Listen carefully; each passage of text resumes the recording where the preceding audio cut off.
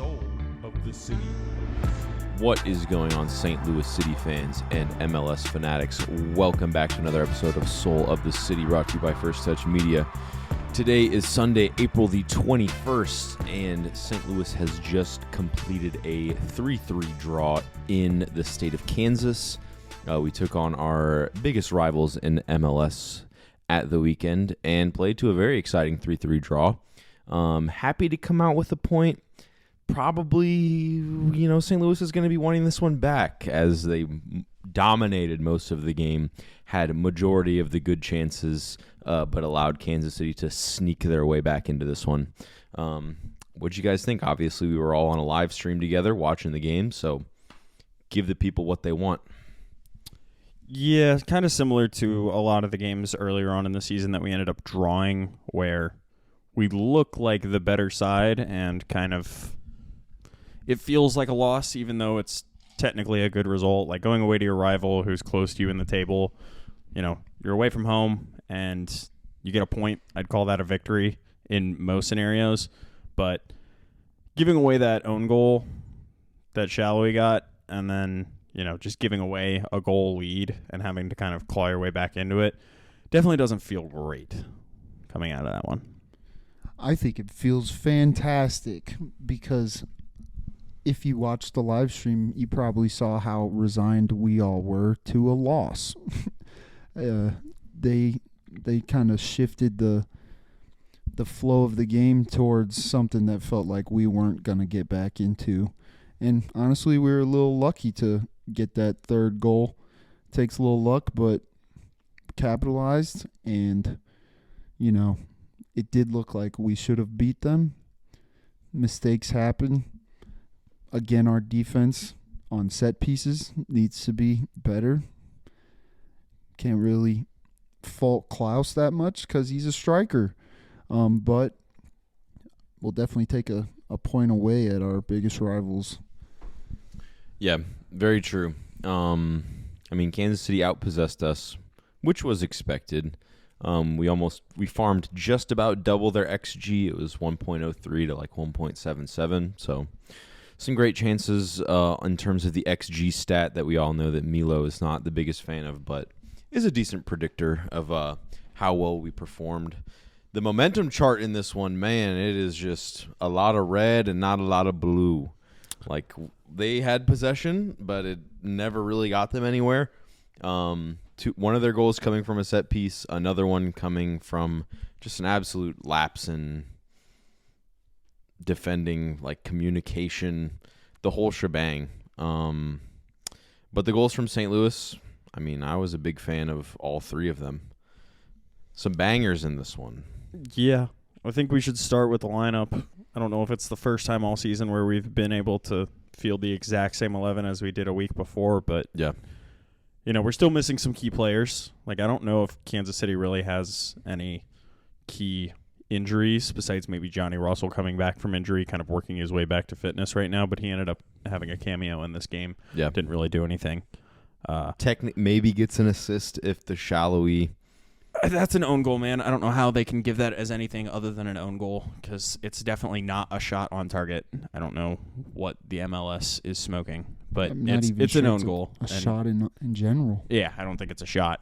But yeah, we saw Klaus get one 2 weeks ago, I guess now, and everybody was kind of like, "Is this the goal? Is this the moment where he kind of can turn it around and become the player that we saw last year for spurts of last season?"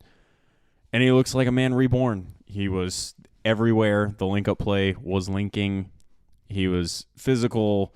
He was, after the first shot of the game, I was worried because he sent it like 30 yards over the bar.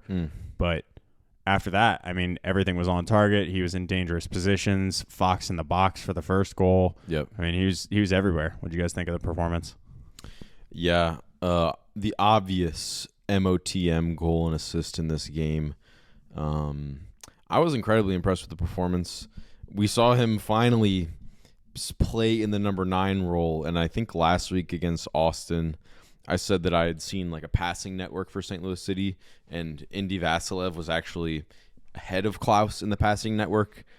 In this game, Klaus has now just barely inched ahead of Indy Vassilev in the passing network. And I think it's telling, a goal and an assist in this one.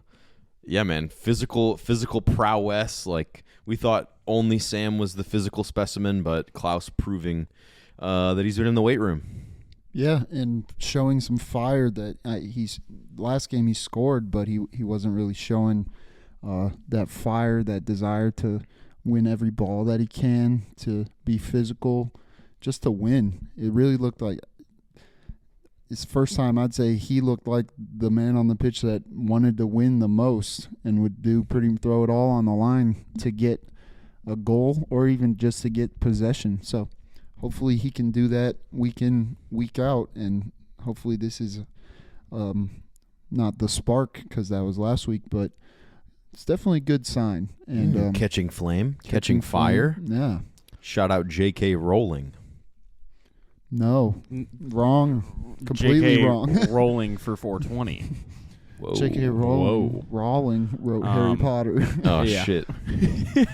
Sorry, I thought you were talking about I thought it was a 420 joke, so No, I it rolled was with it. supposed to be a Hunger Games joke, but I don't know my authors, Yeah. apparently. That's Harry Potter. But anyway, Ahem. right behind Klaus on fireman of the match, I would like to shout out Durkio. That boy Chris Durkin. Durkin going stupid, looking better every single game. Dude, we Yeah, posted a banger meme on the internet. Yeah, we did. If you There's a saw few that. on the Twitter. One for Klaus and one for Durkio. The Klaus one has gained more traction than the Durkin ones. Oh, well, he's a thank fan God. favorite. I mean, Yeah. I think after the game, I was texting in our group chat, and Durkin was not an option for man of the match performance, which I thought was like slander, and it shows kind of where the MLS viewer is right now in terms of That's just soccer, understanding. though. I mean, it is, The but like Ballon d'Or, you can't win the Ballon d'Or without scoring a fuck ton of goals and getting assists. And I was just going to, I had to go double check. FOTMob had him at a 6.6. SofaScore had him at a 6.7. And I don't think that's telling of his performance in this game. Man was everywhere. Nah. They even finally brought up like a distance covered and he was ahead. graphic. He was like number 1 in the 70th minute at like 6.1 miles. And he was like damn near a mile ahead of everybody on the field. that's And insane. you could see it too, just like his performances throughout the game. Like his performance throughout the game, he really was everywhere. Everywhere. Winning balls. He was doing better with passing, link-up play. Man, what? Man, what?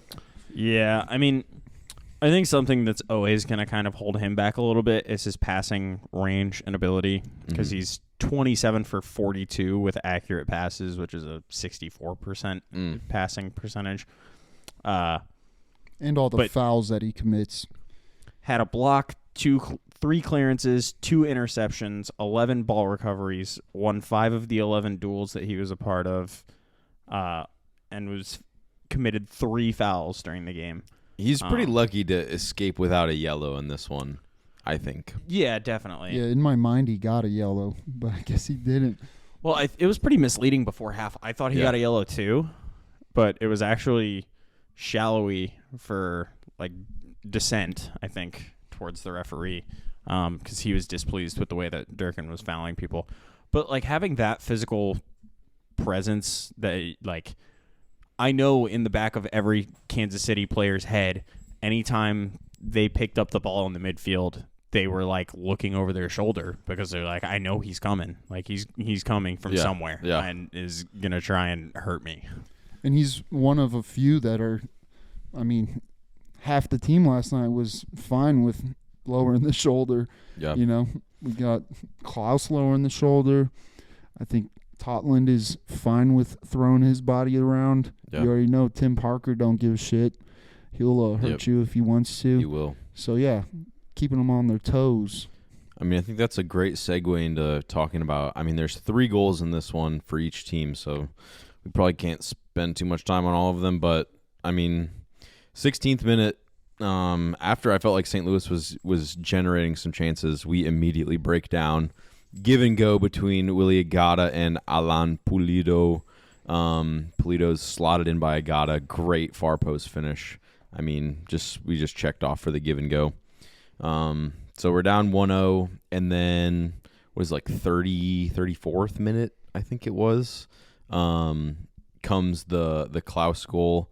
Durkin wins the ball back off of what's his name, Leibold. Was that the Leibold left back's name? Yeah, Leibold. Just runs in, totally fucking hammers him shoulder to shoulder. Definitely not a foul, as Taylor Twillman and the commentary cast sure thought that it was. They thought that one was a foul too? They were bitching about both of the times. Yeah, they were bitching about both of them. Okay. Yeah.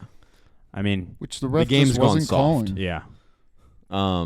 But yeah, Durkin wins the ball back, plays the ball back to Alm, Rasmus Alm, who picks his head up, and Celio's kind of like in between two men, and you think maybe Alm's trying to play it to him. It goes too far, but the ball's got such a nice whip on it that it just curls all the way into Klaus, making a great run to the penalty spot, tucks it home, 1-1.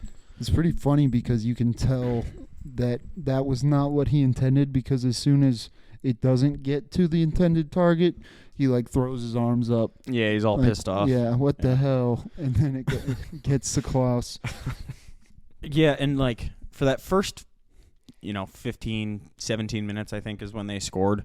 I thought it was pretty back and forth, and no one really created any good clear-cut opportunities. And then they score a goal, and our reaction is instant, and we begin dominating the game really, really heavily and just, like, pouring it on them. I don't know why we can't come out the gates and do that in a more, like, meaningful way, but the whole rest of the first half was just, like, the best I have seen our team play all year. Yeah. And then after we get our first one, like, we're continuing to pour it on, and then they add on 7 minutes of stoppage time. And I know during the live stream, you and I were both like, dude, that's like bad for KC, because we are like looking for another one right now. And shortly thereafter, Yao Klaus tracking back, sees Willie Agata, hit stick, takes the ball, clothesline, no foul, carries through the midfield, finds that boy Celio Pompeu, who's picks up the ball on the left-hand side, cuts in, one touch out of his feet, bang. Top Screamer. bins, disgusting. Screamer. Dude, the Brazilian link up in this first half was just Klaus remembered he was Brazilian for this game. Brasil. But I mean, that had us on 10. I mean, that's the happiest I've been watching this team all year. True. That was a great hit of dopamine. It was an incredible halftime, to say the least. We were all I literally thought stoked. I thought that all of the added time was over after that. I'm like, all right, I'm gonna go to the bathroom. Yeah, it's like, all right, peace out. But yeah, I mean, any other big performances for you guys in that first half? Think anybody looked really good? Indy Vasiliev did have one delicious free kick delivery that Klaus gets his head to, and if it's literally anywhere else, it goes in. Yeah, I thought that was a great delivery and a great run in from Klaus. First half, let me put my thinking cap on. Okay, well, while you got that on, I'll just say to bounce back Go ahead. as a team, and because I mean we haven't been showing signs of that kind of bounce back, conceding. Just as a team to bounce back and just to take control of it. So all of them really, yeah. the defense as well. They didn't really look like doing anything after they scored that goal. So yeah, just all around team. I think that first goal that we concede is a Tim Parker like error on the pass that he's trying to get to Totland. It is. So it's good to see them kind of finish out the half without, conceding another.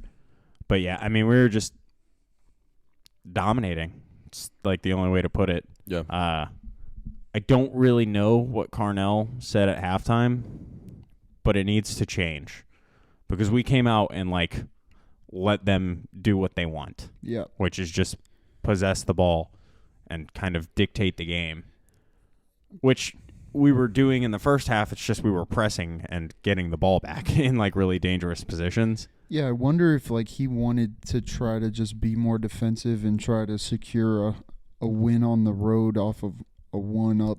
You just can't do that.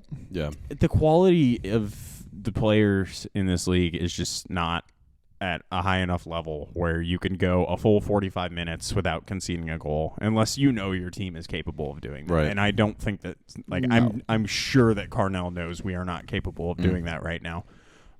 Especially when we're missing, our best defensive midfielder in Blom, our second best center back in Nielsen. Like, those are two key players that maybe if we do have them, we can do that and play on the break and counter, but it's definitely not something we can do with our current roster. Mm-hmm. Definitely needed to be a kick them while they're down, punch them in the mouth moment. Yeah, come out of the gate first swinging. first half break. The halftime talk and just get it done after that. I wonder if he tried to get them to qualm their fire, try to get them to lock in, but he really should have fueled the chaos. But it is what it is. Klaus was in flow state in that first half. That's why I wanted it to keep going, man. Yeah. Everything that he was touching or was passed to him, he was getting on the end of. Yeah. And could do no wrong. So the second half, he was still good. He just wasn't as good. Yeah. He just couldn't do anything wrong in that first half, and it was great to see. Part of me wonders if maybe whatever's going on with Sam Adeniran, them making the decision to not even put him on the bench really was like, you're our guy. Gave him some confidence. Maybe, but I don't know. I think that's just it's such a difficult decision to make when you don't know if that's going to work or not. Because then you've lost two players. If Klaus isn't able to come out of that, if we say, okay, look, we're going to drop Sam completely from this squad. You are the main man. We're going to stop this, swapping you two in and out every week to try and get somebody going, get somebody's feet hot. You are the guy. To do that, if that is the move that they made, is so risky, considering we didn't sell Sam during the transfer window when we had the opportunity to. And he's good. He's a good player. Yeah. Well, and his contract is up after the season. Yeah. I don't know. Yeah, well, I think all of that, not confusion, but no clear-cut starting striker, especially in that position. That's the position where that sort of uncertainty is more likely to affect the play of that player, Strikers are weird. Yeah, it's definitely a mental thing where ego. Yeah, if I miss this, damn, I'm not starting next game. Yeah. I mean, and one other thing to look at before we move on to the second half, Klaus is now about to hit, if he starts again next week, his 7th consecutive start. He has only subbed off, I think, 1 or 2 times. So he is accumulating minutes quickly. And with no obvious replacement, no obvious rotation in that department, it's a problem. And I know that it's the designated team mentality. But when Adeniran's out, what the fuck? What are we gonna do? Yeah, what's the plan? Who posts to rotate there? I mean, he needs to start coming. We need to be more decisive in victory or defeat, honestly. If we're going to lose a game, I'd rather go down fucking 3-0 and pull him off early and then have Nokvi go out there and try do his to make thing. something happen. Yeah. Or don't get me wrong, we're never taking him off the field in the banger of a match that we just witnessed. But if we can go up 3-1 there, can we pull him off and throw Nokvi on and save some minutes? We're not I in would any think other, so, yeah. We're not in any other competitions, so week to week you should be able to kind of keep fitness, but I don't know, man. I really don't want him to get injured because then I think we are really struggling for fucked. goals. Devastating. In a horrible way if Sam doesn't come back to the team, which looks unlikely at this point. Yeah. Okay, one more final thing about the first half. Celio Pompeu, poster child for MLS Next Pro. Love to see the fucking kid succeeding. I think it's great signs for MLS Next Pro, and the City 2 thing. I hope we can continue to produce players like that. Thumbs up from me, Celio Pompeo. I salute you, sir. And yeah, I mean, the start of the second half, we kind of alluded to it. It was a lot of Kansas City possession. I don't think there was too many big opportunities from them in that time period. We sub on our classic 60th minute. It was a little bit past. It was like 64th minute. We bring on Kajima for Ostrak, and we bring in Nokvi for... No, it was AZ. Nokvi came in later, I believe. Was that the case? I thought it was AZ and Kajima were the first two substitutions that were made. You're correct. Yep. Okay. Yeah, it was no, Indy and Ostrak both coming off for Kajima and AZ. And then Ulm comes off for Thor. Nokvi later on. Yeah. That was the 64th minute, and then the 65th minute, I wouldn't even say it was a dangerous position free kick for Kansas City. It was 45 out. Johnny Russell standing over the top of it, just fucking pings a ball, skips off the top of Klaus's head. Daniel Shalhoui is back post to receive, just like flicks it up, and it's totally going wide. I did just double check. They did update it to a Berkey own goal. It's not a goal for Shalhoui. As it should be. But Berkey gets a touch to it. It trickles in at the back post. I was saying Jose Kajima sees it the whole way. He's marking a man. Could he have made a run to the inside post and have kept that out? Maybe. But it is a tough ask and a really unfortunate own goal. Unusual circumstances. Yeah, I don't. It's weird the kind of lineup. I'm looking at the match ratings because I'm glad they took that goal away from Shalhoui, because I don't want the kind of match ratings to reflect that Totland let him really do anything on the night. I thought he was completely MIA throughout the entire performance. Totland is just a revelation in our back line. And to be fair, for their next goal, he is somewhat at fault.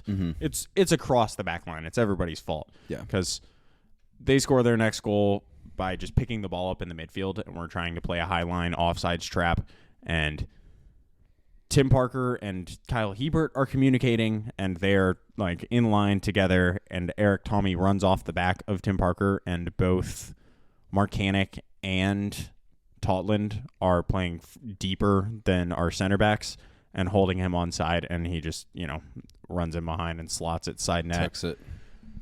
I said it on the stream. I felt like that was a sweeper keeper moment for Berkey. He should have just fucking sprinted it. If they score after he comes out, whatever.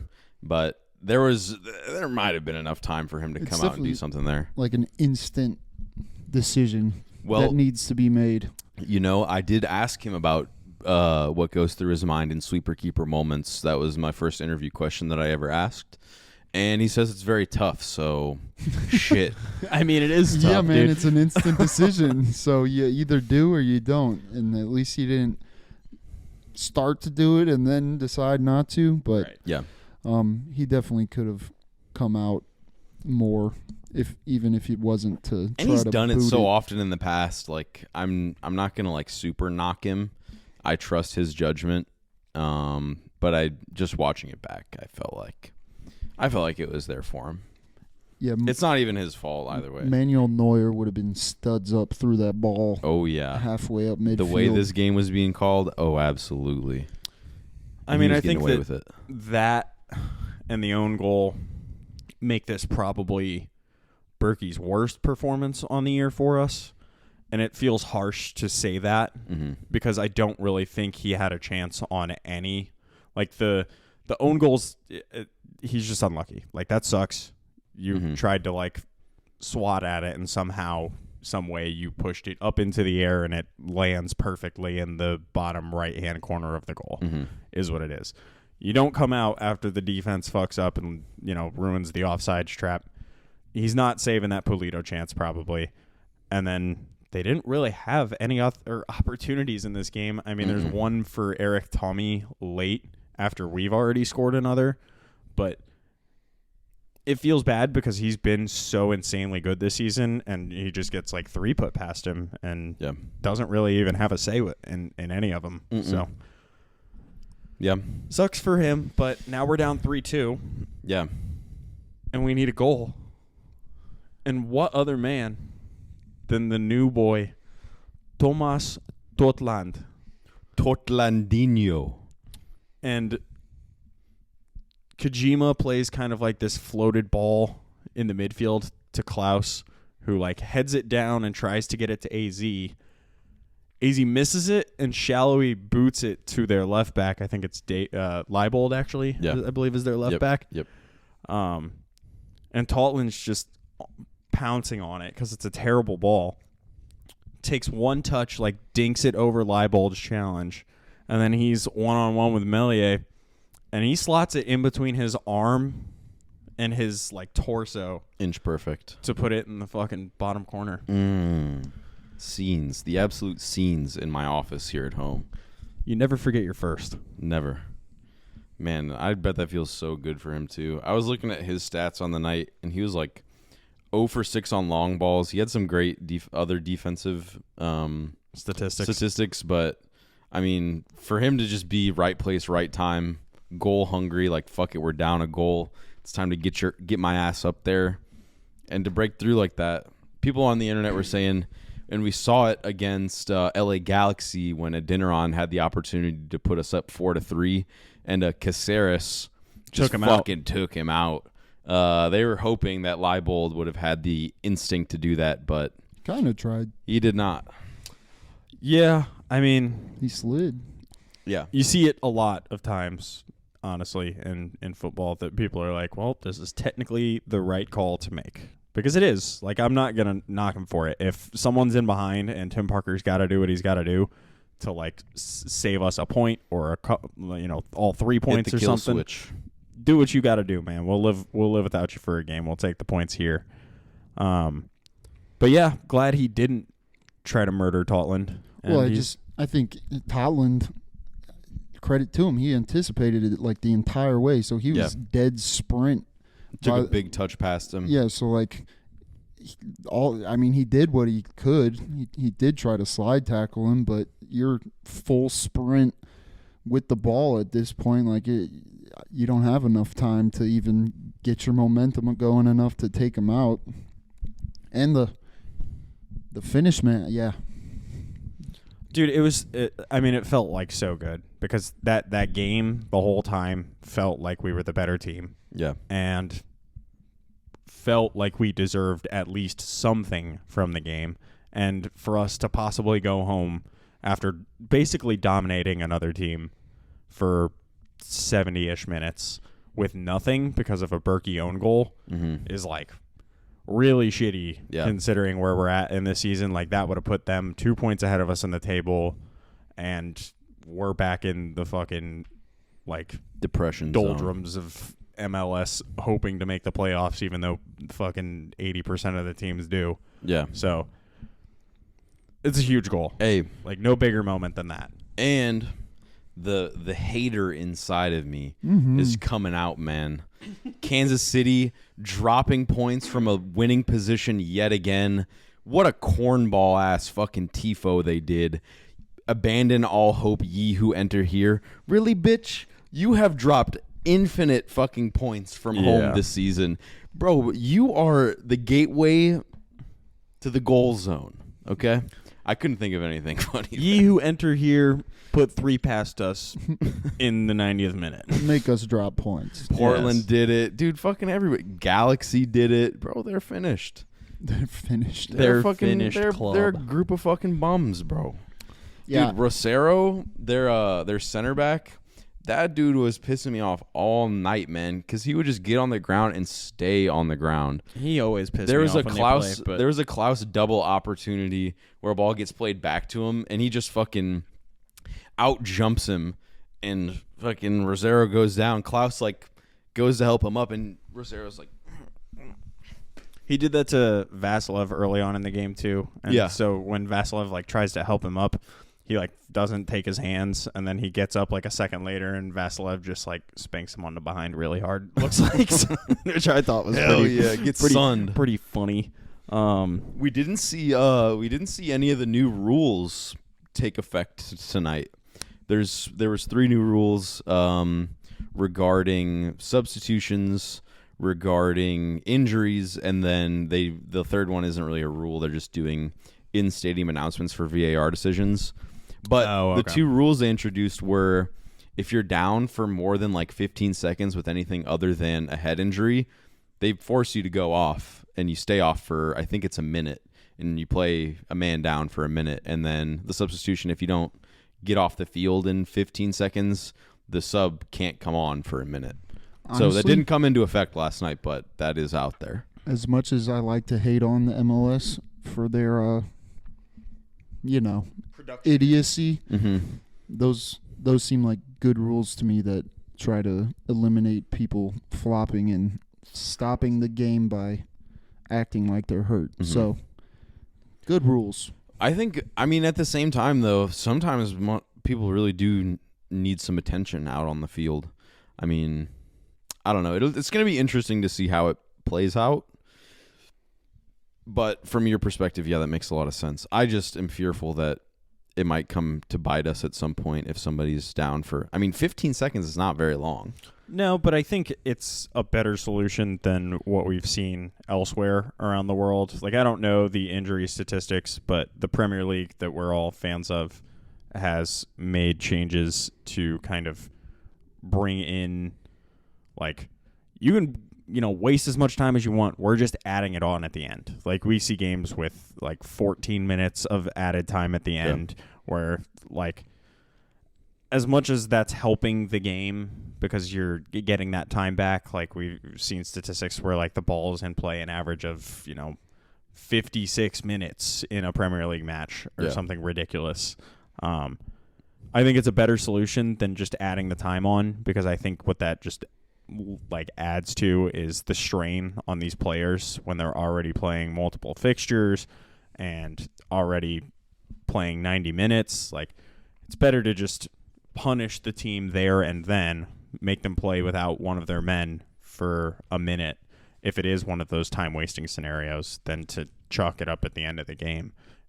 Plus, like, first, I'm sure that it's also still referee's discretion, so not necessarily 15 seconds exactly, I'm sure, but also if you're injured enough to stay on the ground that long, then you probably need a sub.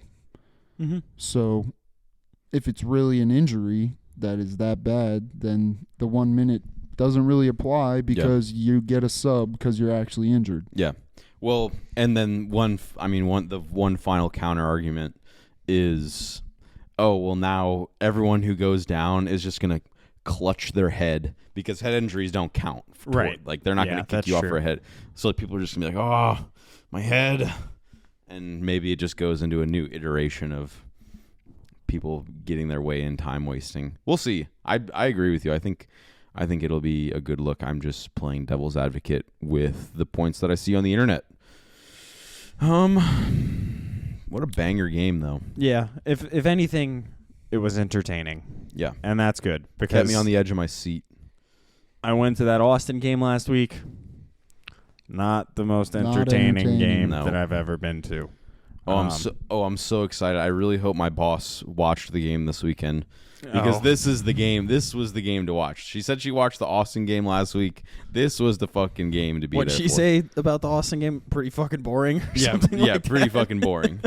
So, yeah, not doing any great advertising with that one. But if you want some good highlights, go check out the STL versus Kansas City game. It was a banger. Yes. And finally got a result in Kansas City. Yep. Or in Kansas, sorry. Kansas City, Kansas. KCK. There is a difference. There is. As much as Mayor Quentin Lucas will tell you there isn't, there is. This dude knows the mayor's name. Hell yeah, because he replied to me on Twitter. Yeah, he replies to us on Twitter. What a cornball. Yeah. Cornball attitude. Get off Twitter. Do some legislating. Do you guys have anything else for this game?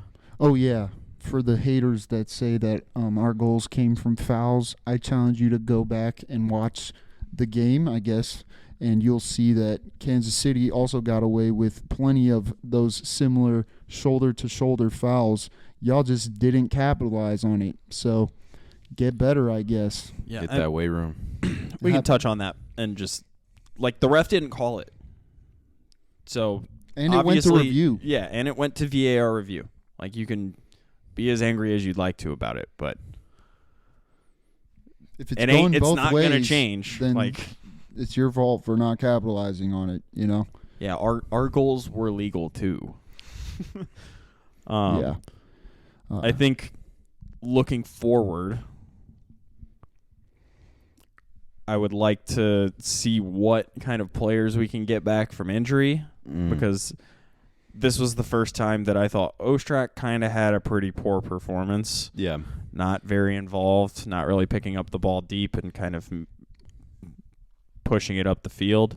So I don't know what's going on with Leuven. They said that he's back in training, right? And he's Well, he was back in training like 2 weeks ago, right. and he was practicing with the team then, but now he's like sidelined with family situation. I don't really. It's unclear what his situation is, but I don't think.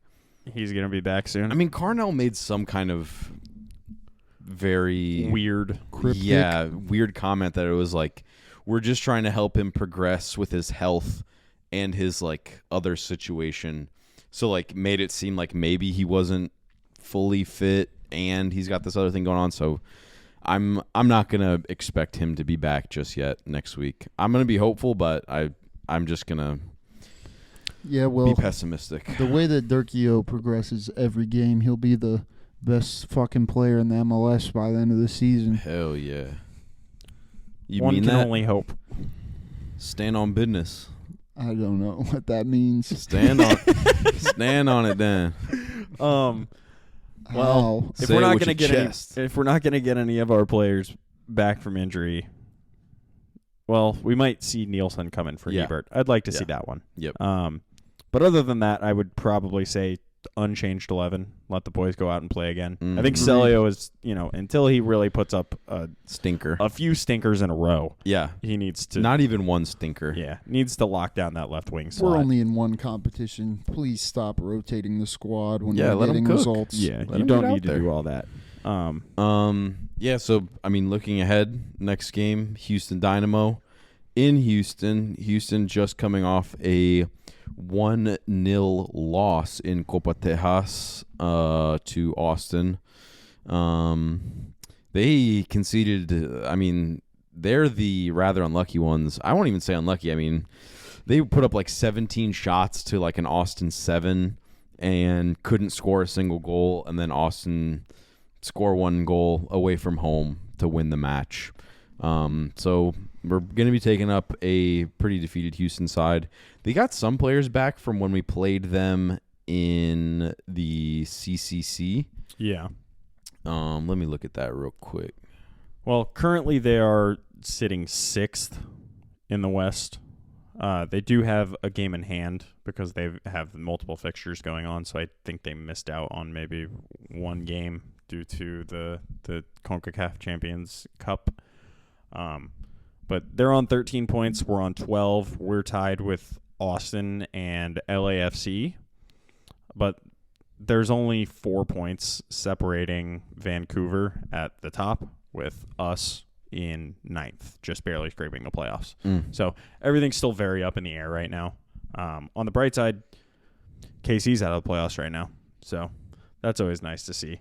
Nothing in this league matters till September. Correct. And then And a win can get us up in the top Second. 4. Yeah, second. Yeah. you never know. Welcome back. Yeah, I mean, it's truly never know parity league. The player who's going to be back probably for them is Hector Herrera. Okay. His old ass. Yeah, he's quite old, but he really is a midfield engine for the Dynamo. He subbed on in this most recent game against Austin. So maybe he's going to be fully fit. I mean, Dynamo do play like how like the team. They're the team who we kind of want to play against in the old school year one tactics. And I mean, still to this day, I mean, Dynamo are going to possess. They're going to work the ball off the field slowly. They're going to possess it in their final third, our defensive third, and we're just going to have to sit back and wait to counter, which, God, I wish Sam Adeniran was fucking on the bench. Or we take it to them. Yeah, would be nice. They cooked us last time we played them. Yeah, that was in Houston for the Champions Cup. Yeah. They were tiki-taka on us. Yeah, it was not good. I thought that game in St. Louis was a better showing, but still not great. I think we scraped by a victory in that one, and was that when it was 2-1 Kojima winner. Yeah, late winner. But I think they're a team we can beat when we have our full strength 11. They're kind of comparable to us. I mean, we can go out and beat anybody any week, I think, in this league. But if we can get a point or more in Houston and then come home and have Chicago here at City Park, I think we're things are going to be looking up. Yeah. I just want to see some goals because I want the fine goal scoring form to continue. Going into this Kansas City game, I didn't think we could score 3 goals in 3 matches, much less 3 goals in 1 match. So I'm looking forward to things to come, hoping the fine form for Yao Klaus continues and for Celio Pompeo. Yes, indeed. And Rasmus. That's what I was just about to say. Do you feel like Rasmus Alm is making his way back? I think I'm growing more and more impressed with his game day by day. I forgot kind of what kind of fucking player he was. He was out for so damn long. Yeah, it's I don't know what the deal is with our team where like someone gets injured and they're like, oh yeah, they'll be back in a few weeks, and then it turns into weeks, turn into months, turn into half a year. Happened with Klaus. Now it's going on with Leuven where they won't even tell us what it is, and I don't know if they ever like misinformed us about Alm, but just some struggling, players with injuries and such. Yeah, it's not interesting. fun. Especially, I mean, I don't feel like the front office leaves us. I mean, they kind of leave us in the dark sometimes. But as Lutz Pfannenstiel said, don't speak about things you don't know. Well, he needs to speak about the things he knows about with Sam, because I want to know what the fuck happened and why he's not an option anymore.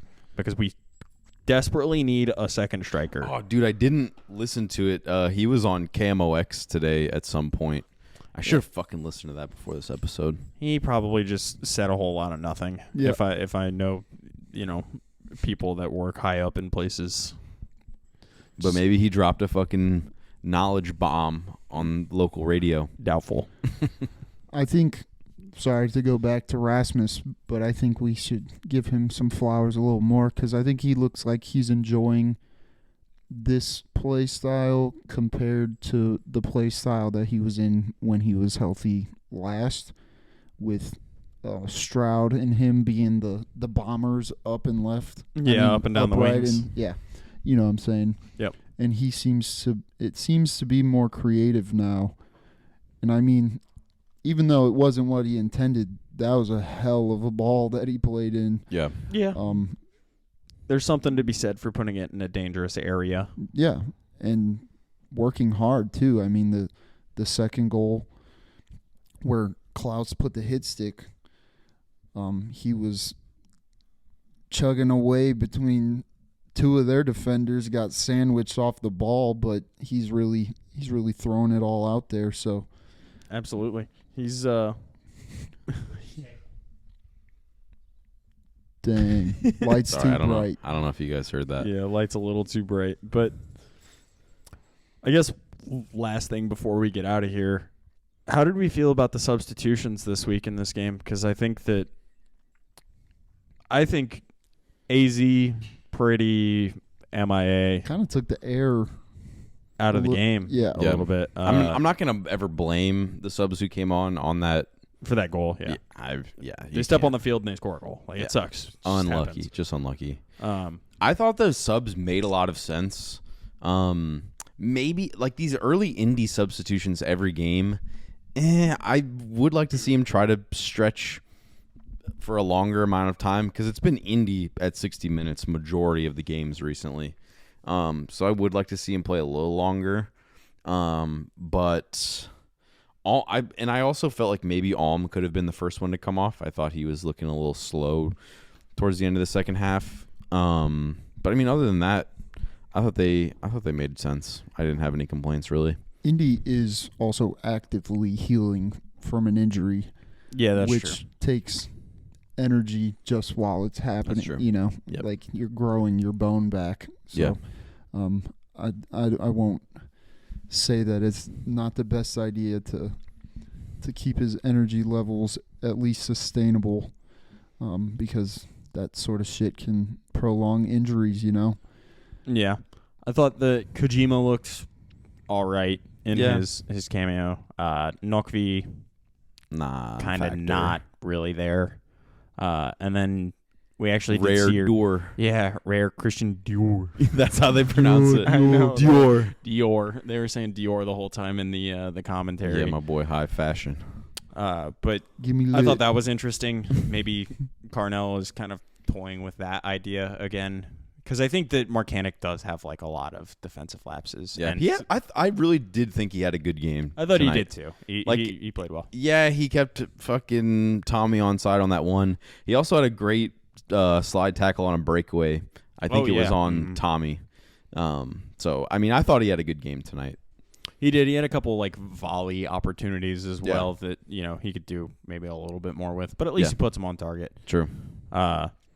But yeah, I'm not surprised that that's happening. Like we spent money on Dewar, and we're gonna see him at some point. So, other than that, you guys got anything else before we wrap it up? There is one other player, Carlos Ferreira for Houston Dynamo. He's like a striker.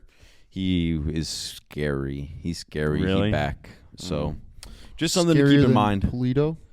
I'm trying to remember. I mean, not really. Dude, Polito kind of not even a striker no more, bro. He be playing cam. He be playing He's false. good. He be playing false nine. He does what Klaus wishes he could do. If I'm being honest, not that Klaus isn't technically as skilled as him, He's but like- he gets into positions in terms of link up play and then is able to kind of also. Yeah, Dude, but he you don't would got think- the body like Klaus. Like Yeah. he's compact Yeah. and shorter. He's like, and I'm surprised that we weren't able to figure out in the time where Sam was here, to where Klaus could play false, like actually real false nine instead of like 4-4-2, and they're both just vertical, like they're both horizontal with each other. I'm surprised we never figured that out because I feel like Klaus would thrive there. in but- that role that Joa used to kind of thrive in. But who knows? I guess we're just gonna have to sit around. Oh, actually, the Houston Dynamo game, I don't even think it's this weekend. I think we have a bye. Yeah, we have a bye this weekend. Oh man, So we're what gonna have the to hell, We're gonna have to find something to do. bro? That's why this season's so damn long because we got bye weeks. Yeah, What the hell? What the hell's up with that? we only got 29 teams. Once San Diego gets here, we're gonna be playing every damn week. There's never gonna be a stopping point. I mean, a bye week right now is actually pretty good for us. Gives You us think so? another week to Injuries? see if Leuven can come back. Yeah, Blum, but maybe I feel like we're just starting to kind of catch fire. I would like to try to continue. I kind of agree with that's that. true. Get Klaus back on the damn pitch. Yeah, get Somebody him put back him out out there there. quick. Yeah. I'm sure they'll do some kind of like friendly match this week to keep the boys fit. Like, Hopefully. it's typically St. Louis City versus City 2. Just Yeah. let them cook the academy real quick. Yeah, man. depending on who shows up. I don't know what's going on there. Put a damn striker on our bench already. Yeah, Even if it's Glover, McSorley. even if it's McSorley, Yeah, I don't care. it's better also, than what nothing. What happened to Michael Wenzel? Bro, we saw him in CCC, and that man has been ghost, like real life ghost. Let me just make sure I'm not totally over my head about City 2. That felt more like a Nathaniel Phillips for you remember? Yeah, I know who you're talking about, Nat Phillips. Like, yeah, he rose to the occasion. Oh yeah, But, But Wenzel's like, playing he's for not City that 2. good. yeah, Wenzel's playing for City 2. I'm sorry, City 2 fans.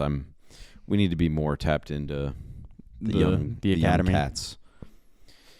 Cool. All right. Well, we've been cooking for about 50 minutes here. Say something else before we go.